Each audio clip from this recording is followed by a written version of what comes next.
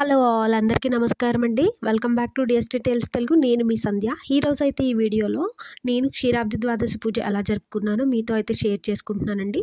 తప్పకుండా మీరు అందరికి కూడా ఈ వ్లాగ్ చూసి మీకు ఎలా అనిపించిందో నాకు కామెంట్ చేయండి. ఫస్ట్ అయితే ప్రసాదం కోసం స్టవ్ మీద గిన్నె పెట్టుకొని కొద్దిగా పాలైతే పోసానండి. తర్వాత కడిగినటువంటి బియ్యాన్ని కొద్దిగా వేస్తున్నాను. ఇక్కడ నాకు ప్రసాదం పెట్టుకోవడానికి ఎక్కువ స్కోప్ లేదు కాబట్టి చాలా కొద్ది మొత్తంలోనే ప్రసాదం చేస్తున్నానండి. అందుకనే డైరెక్ట్గా పాలల్లో బియ్యాన్ని అయితే వేసాను.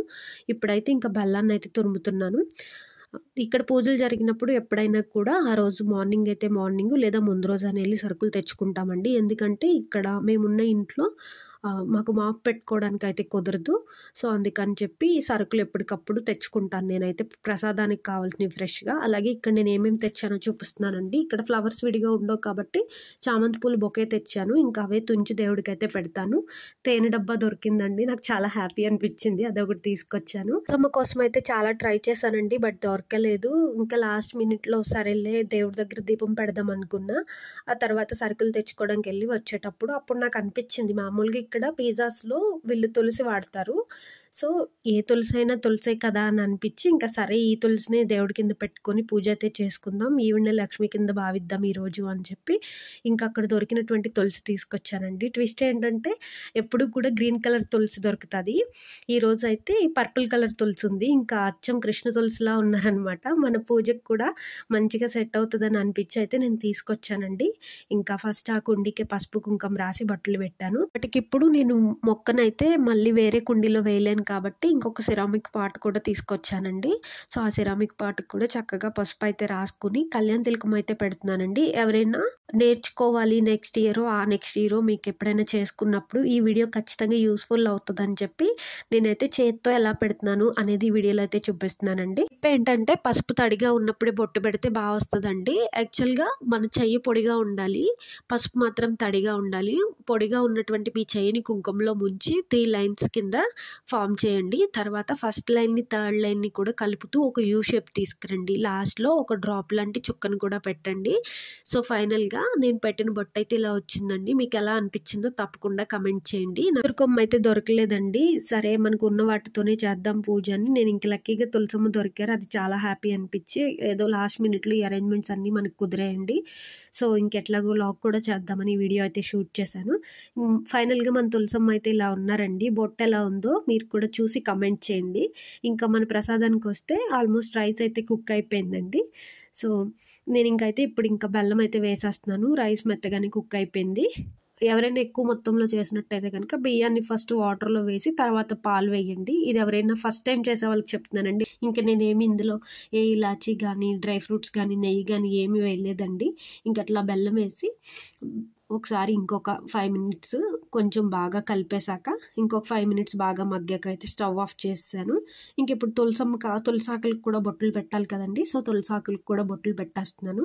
పెట్టి కొంచెం నాకు ఎందుకో తులసి అటు ఇటు మొక్కలు పడిపోతున్నాయి. ఎందుకంటే అవి ఇండివిజువల్గా ఉన్నాయి. మన తులసిలాగా ఒకే కొమ్మకు వచ్చినవి కాదండి, చిన్న చిన్న మొక్కలు. ఒక థ్రెడ్ తీసుకొని జారుగా అయితే ఒక ముడి వేసుకున్నానండి. పంచామృతం అయితే చేయడం మిస్ అయిందండి ఈ వీడియోలో. మన ప్రసాదం అయితే దగ్గరికి అయిపోయిందండి. ఇంక రెడీ అయిపోయింది. నేనైతే స్టవ్ ఆఫ్ చేశాను. ఇప్పుడు మెయిన్ పార్ట్ వచ్చేటప్పటికి ప్రమిదలండి. ఇది ఎప్పుడో అమ్మ పంపించారు. లక్కీగా చాలా యూజ్ అయింది నాకు ఈ రోజు అయితే. బియ్యం పిండి ప్రమిదలు నేను ఫస్ట్ టైం చేయడం. ప్రమిదలు బయట అయితే ప్లెయిన్ దొరకలేదండి. దీపావళి ప్రమిదలు మల్టీ కలర్ పెయింటెడ్ ఉండి కొందన్స్ ఉన్న ప్రమిదలు ఉన్నాయి. అవి కూడా 2 సెట్సే కనిపించాయండి. అంటే ఒక దాంట్లో 4, 8 ఉన్నాయి. నాకు సరిపోవు. అండ్ దట్టు 2 కలిపి 150, అంటే ఒక సెట్ వచ్చి 300 పడుతుంది మన ప్రైస్లో. నాకు అంత వర్త్ అనిపించలేదండి. లైట్ తీసుకున్నాను. ఇంకా వచ్చి ఈ పిండి ప్రమిదలు అయితే చేశాను నేను ఫస్ట్ టైం చేయడం. చాలా చిన్నవి చేశానండి. ఎందుకు అంటే ఇక్కడ ఫైర్ అలారమ్స్ ఉంటాయండి. నాకు తెలియకుండా ఎక్కువ ఆయిల్ పోసి వత్తి వెలిగించాను అనుకోండి, ఎక్కువ పొగ ఫామ్ అయిపోయి ఫైర్ అలారమ్స్ అయితే మోగుతాయి. అప్పుడు ఇక్కడ ఏదో ప్రమాదం జరుగుతుంది అనుకొని పోలీసులు ఫైర్ ఇంజన్లు అన్నీ వస్తాయండి. సో ఇక్కడ రూల్స్ మనం గౌరవించాలి, అలాగే మన సాంప్రదాయాన్ని మర్చిపోకూడదు అన్న ఉద్దేశంతో అదంతా మైండ్లో పెట్టుకొని అయితే చాలా చిన్న ప్రమిదలు చేశానండి. చిన్న ప్రమిదలు చేసి ఒక్క ఒత్తే, అది కూడా జస్ట్ ఆయిల్లో అలా డిప్ చేసి అయితే పెట్టానండి. మ్యాక్సిమం అగరబత్తి కూడా ఎప్పుడు ఒకటే వెలిగిస్తానండి. అలాగే మనం రెడీ చేసుకున్నటువంటి ప్రసాదాలు, ఫ్రూట్స్, వాటరు, ప్రమిదలు అన్నీ కూడా సెట్ చేసుకున్నాను. మన బృందావనంలోకి ఇప్పుడు కృష్ణుడు కూడా వచ్చాడండి. చక్కగా పూలతో అయితే అలంకరించింది. మీరు చూసారు కదా, ఇవన్నీ కూడా నేను ప్రసాదం చేస్తూ అరేంజ్మెంట్స్ ఇవన్నీ కూడా ఆల్ టుగెదర్ నాకు కరెక్ట్గా 40 మినిట్స్ అయితే పట్టిందండి. అంతే. టోటల్గా 12 ప్రమిదలు అయితే రెడీ చేసుకున్నానండి. సో వినాయకుడికి అయితే బొట్టు పెట్టేసి బెల్లం ముక్క నైవేద్యం పెట్టి విఘ్నాలు లేకుండా చూసుకోమని చెప్పి నేను పూజ అయితే చేసుకుంటున్నానండి. ఇప్పుడు నేను వెలిగించే ప్రమిదలు 5 మినిట్స్ కన్నా ఎక్కువసేపు ఉండవండి. ఈ 5 మినిట్స్లో నేను నా పూజ ఎలా చేసుకున్నానో చెప్తున్నానండి. ప్రమిదలు వెలిగించే ముందు ఆచమనం చేసుకుంటున్నానండి. ఓం కేశవాయ నమః, ఓం నారాయణాయ నమః, ఓం మాధవాయ నమః అని 3 సార్లు అయితే వాటర్ తీసుకున్నాక తర్వాత 4వసారి ఓం గోవిందాయ నమః అని చెప్పి వాటర్ అయితే కిందకి వదలాలండి. ఆడవాళ్ళైతే నమః అనుకోవాలి, మగవాళ్ళైతే స్వాహ అనుకోవాలి. సో ఇప్పుడైతే నేనైతే డైరెక్ట్గా దీపాన్ని వెలిగించకూడదు కాబట్టి ఒక అగరబత్తిని అయితే వెలిగించి ఆ అగరబత్తితో అన్ని ప్రమిదలను అయితే వెలిగించానండి. ఒత్తులు నానబెట్టలేదు అలా అని చెప్పి ప్రమిదల్లో ఆయిల్ కూడా వేయలేదు. కానీ 5 నిమిషాల్లో నా పూజ కంప్లీట్ చేసుకోవాలంటే నేనైతే మొదటిగా ఫస్ట్ అయితే ఓం విష్ణువే నమః అనుకుంటూ 108 సార్లు జపించానండి. తర్వాత అక్షంతలు వేస్తూ తులసి కోట దగ్గర అక్షంతలు వేస్తూ చదువుకున్నాను. తర్వాత ఓం నమః శివాయ అంటూ 108 సార్లు, తర్వాత ఓం దామోదరాయ నమః అనుకుంటూ 108 సార్లు అయితే పూజను కంప్లీట్ చేశానండి. ఈ పూజ ఆరు బయట చేసుకునే పూజ అండి. బట్ నాకైతే కుదరలేదు, చలి ఎక్కువగా ఉంది. దట్టు మేము ఉండేది అపార్ట్మెంట్ కాబట్టి నేనైతే ఇంట్లోనే చేసుకున్నానండి. చిన్నప్పుడైతే తులసమ్మ చుట్టూ దీపాలు పెట్టి పూజ చేసేవాళ్ళమండి. మా ఇంట్లో బుక్ చదివేశాక ఎవరైనా పిలిచి బుక్ చదవమంటే కనుక వాళ్ళకి వెళ్ళి బుక్ చదివే వాళ్ళము. ఆ తర్వాత ప్రసాదాలు పంచిపెట్టే డ్యూటీ కూడా ఇచ్చేవారు. కానీ బుక్ చదివినందుకు దక్షిణ తాంబూలం ఇచ్చేవారండి. అంటే 11 రూపాయలు ఒక ఖర్జూరు, తమలపాకు, వక్క ఇచ్చేవారు.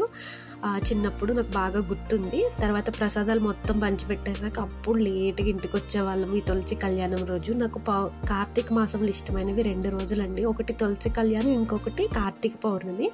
మేబీ చిన్నప్పుడు ఇంటరాక్షన్ ఎక్కువ ఉండడం వల్ల అనుకుంటా 2 అంటే బాగా ఇష్టం అండి కార్తీక మాసంలో అయితే. మీకు కూడా ఇలాంటి చిన్నప్పుడు మెమరీస్ ఉంటే కనుక షేర్ చేయండి కింద కమెంట్స్లో. అలాగే హారతి ఇచ్చేసాక కథ అయితే చదువుకున్నానండి. బొడ్డోడికి కూడా హారతి ఇస్తున్నాను. వాడైతే ఇంతసేపు అల్లరి చేయకుండా చాలా కుదురుగా కూర్చున్నాడు. అమ్మ ఏదో చేస్తుంది అని దూరం నుంచి చూస్తున్నాడు తప్ప అసలు అల్లరి అయితే చేయలేదనమాట. కోల్డ్ వల్ల వాయిస్ అనేది కొంచెం సరిగా లేదండి, సారీ ఫర్ దట్. వీడియో నచ్చినట్లయితే కనుక లైక్ షేర్ చేయండి. ఫస్ట్ టైం చూస్తున్న వాళ్ళైతే కనుక తప్పకుండా సబ్స్క్రైబ్ చేసుకోండి. మళ్ళీ మంచి వీడియోతో కలుద్దాం. Thanks for watching.